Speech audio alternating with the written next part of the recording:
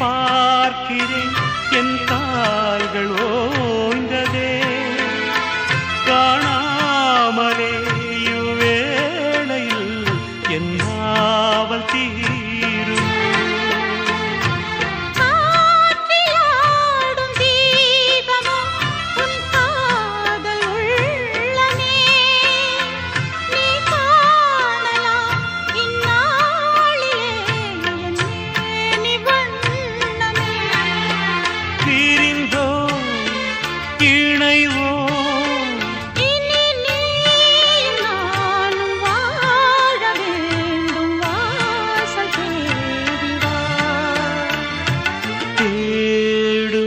கண் பார்வை தவிக்க